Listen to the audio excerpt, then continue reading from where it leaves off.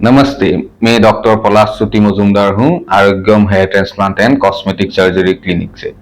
तो आज हम डिस्कस करने वाले हैं ओटी का दिन, हेयर ट्रांसप्लांट का ओटी का दिन क्या क्या होता है, क्या क्या स्टेप्स पेशेंट को फॉलो करना पड़ता है, पेशेंट को कैसे ट्रीटमेंट किया जाता है, आने का बाद क्या क्या स्टेप्स होता है, ये सब हम आज इस वीडियो में डिस्कस करेंगे।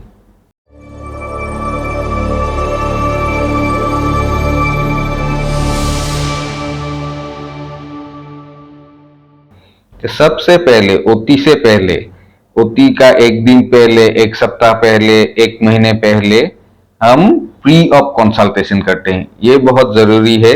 कभी कभी पेशेंट जो दूर का पेशेंट है, जैसे कि कोई भूटान का हो, मणिपुर, शिलोंग, नागालैंड, या कोई सिलचर, त्रिपुरा, अपर असम, ये सब जगह से होने से कभी कभी पेशेंट आते नहीं, बस व्हाट्सएप में फोटोज भेजते हैं और हम ऑनलाइन फोन से ही कंसल्टेशन करते हैं। और जो पास का पेशेंट है जो आ सकते हैं, उसको हम बुलाते हैं और डायरेक्टली कंसल्ट करते हैं। तो ये कंसल्टेशन सब बहुत ही इंपॉर्टेंट है, ये सबसे इंपॉर्टेंट बात है। उस पे हम पहले देखते हैं कि डिस्कस कर लेते हैं पेशेंट से कि कितना हेयर करवाना है।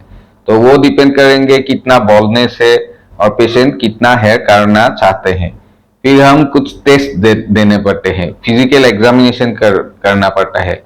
हम समझाते हैं पेशेंट को कि हम क्या करेंगे, और पेशेंट का जो भी क्वेश्चंस रहता है, जो भी प्रश्न रहता है, वो सब भी हम आंसर करते हैं। इस तरह एक पूरा डिस्कस करके हम हेयर ट्रांसप्लांट का प्लान करेंगे। सबसे इंपॉर्टेंट जो है वो है बजट, कितना बजट आएंगे पेशेंट का, वो भी हम डिस्कस करते हैं। वो कैसे पे करेंगे, ये सब बातें उसी दिन हम लोग डिस्कस करके फिक्स कर लेते हैं।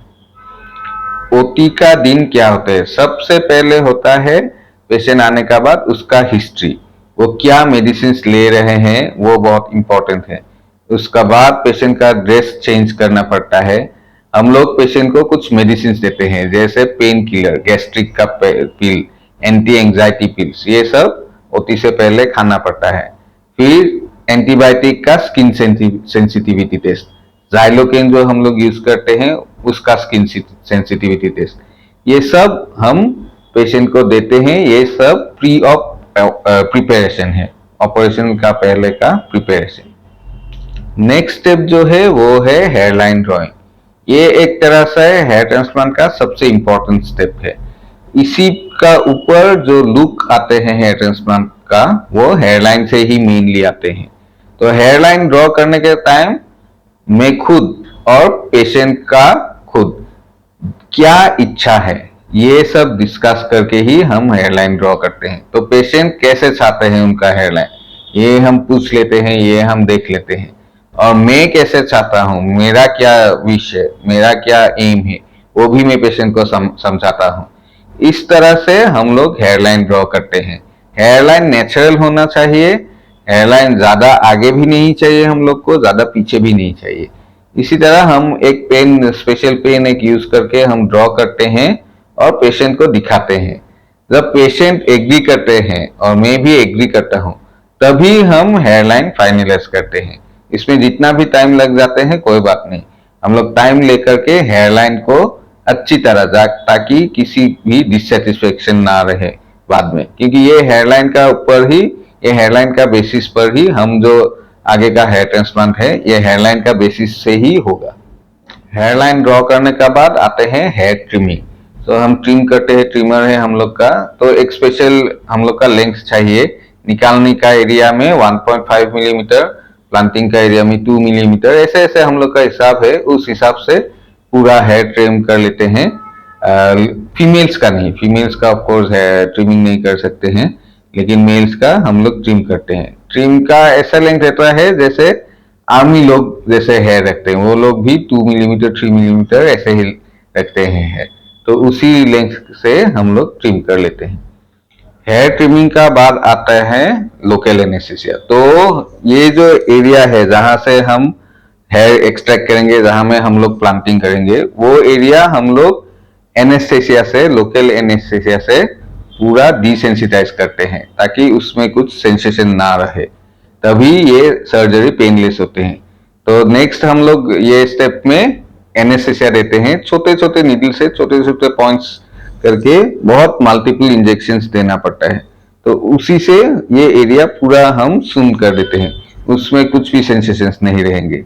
लेकिन पेशेंट जो है वो पूरा कॉन्शियस रहता है, वो फोन कर सकते हैं, वो पानी पी सकते हैं, बाथरूम जाने का मन है तो बाथरूम जा सकते हैं, कुछ भी हमसे बात कर सकते हैं, कुछ भी उसका मन में जो है फुल्ली कॉन्शियस पेशेंट रहते हैं वो। तो बस इसीलिए हम लोग का हेयर ट्रांसप्लांट में हम लोग कुछ भी सेडेशन नहीं देते हैं, कुछ भी रिस्क नहीं रहता है। लोकल एनेस्थेसिया का बाद आते हैं स्लिट मेकिंग। स्लिट मतलब होल्स। तो हम लोग क्या करते हैं, जो जहां हम लोग बाद में हेयर प्लांट करेंगे उस जगह में छोटा छोटा होल्स बनाते हैं, उसी होल्स में बाद में ग्राफ्ट प्लांट होगा। तो ये होल्स का एंगल कैसा है, उसका एलिवेशन कैसा है, उसका डायरेक्शन कैसा है, ये बहुत ही इंपॉर्टेंट है। उसी का ऊपर डिपेंड होगा कि हेयर बाद में कैसे ग्रो होगा। तो हेयर जो स्लिट्स का डायरेक्शन है, एंगल है, डेंसिटी है, उसी का हिसाब से हेयर भी ग्रो होंगे।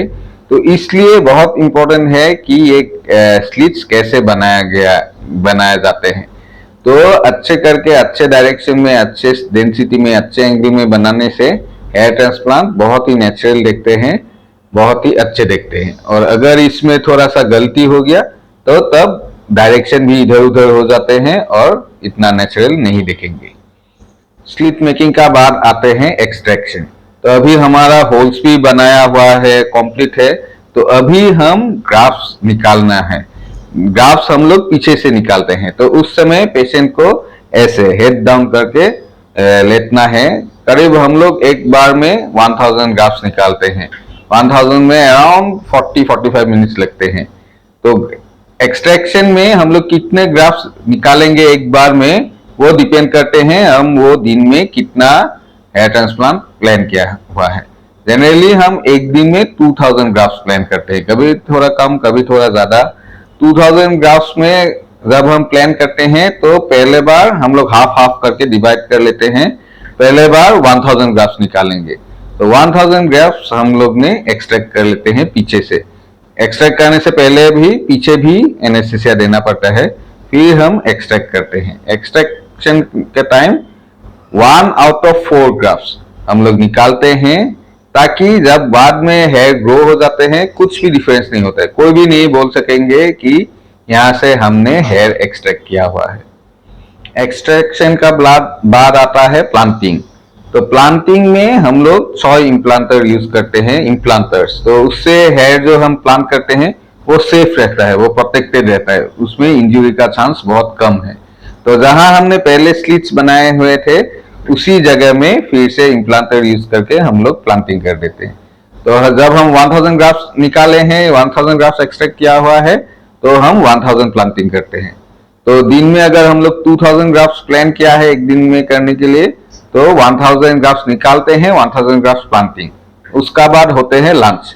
लंच तो ऐसे हॉस्पिटल से ही आते हैं, फ्री ही है वो, बस वर्किंग लंच। पेशेंट का के लिए भी हम लोग के लिए भी सेम ही हम लोग लंच लेते हैं।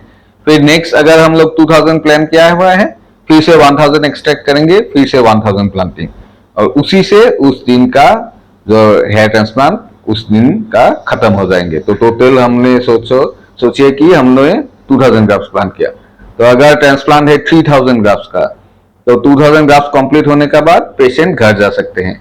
घर या होटल रूम हम लोग भी अरेंज कर सकते हैं होम स्टे दूर का पेशेंट के लिए। तो वो रात में वहीं रेस्ट करके नेक्स्ट दिन फिर से 10 में आना है। तो 2000 ग्राफ्स एक दिन में करने के लिए करीब हम लोग स्टार्ट करते हैं 10 AM में और करीब 6-6:30 में खत्म हो जाते हैं।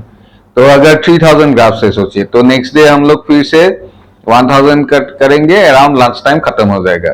अगर टोटल ग्राफ्स 4000 है तो नेक्स्ट डे फिर से 1000 दो बार करना है, फिर से अराउंड 6 खत्म होगा ऐसे। तो अप टू 4000 ग्राफ्स 2 दिन लग जाते हैं। तो और उससे भी बड़ा अगर 5000-6000 है तो 3 दिन लग जाएंगे। ऐसे ही हम लोग ये पूरा ट्रांसप्लांट खत्म कर देते हैं। तो उसी हिसाब से हेयर ट्रांसप्लांट हो जाते हैं। हेयर ट्रांसप्लांट असल में एक सिंपल सा प्रोसीजर है, इतना कॉम्प्लिकेटेड भी नहीं है, इतना कॉम्प्लेक्स भी नहीं है, उसमें इतना ज्यादा सोचने के लिए भी जरूरत नहीं है, क्योंकि ये हो गया लोकल एनेस्थेसिया में। उसमें जनरल एनेस्थीसिया नहीं देते हैं, पेशेंट हमेशा कॉन्शियस ही रहते हैं। और जो हम लोग करते हैं वो बस स्किन का लेवल पे, स्किन से नीचे हम लोग जाते ही नहीं, तो बहुत सुपरफिशियल लेवल में हम लोग का काम होता है, इसलिए रिस्क भी है ही नहीं। अगर कोई अच्छा इंफ्रास्ट्रक्चर लेकर के अच्छा ओटी में करते हैं, अच्छा सब स्टेरिलाइजेशन प्रोसीजर कंप्लीट करके करते हैं, जो भी करेक्ट स्टेप्स में करते हैं, तो उसमें रिस्क तो मैं बोलूंगा कि ऑलमोस्ट जीरो ही है। रिस्क तो हम लोग इतने पेशेंट्स के हैं आज तक, गॉड भगवान का कृपा से कुछ भी कॉम्प्लिकेशन हम लोग का हुआ नहीं। तो ये एक सिंपल सा प्रोसीजर है, आप आइए, अगर करना है हमसे पहले डिस्कस कर लीजिए। ये हम लोग डाउनटाउन का ओटी में करेंगे, और इतने सारे आज तक तो करीब 2000 प्रोसीजर्स ही हम लोग का कंप्लीट हो गया। तो आइए, इतने प्रोसीजर में कुछ भी कॉम्प्लिकेशन नहीं हुआ आज तक। आइए, ये सिंपल सा प्रोसीजर है, करके एक बार देख लीजिए।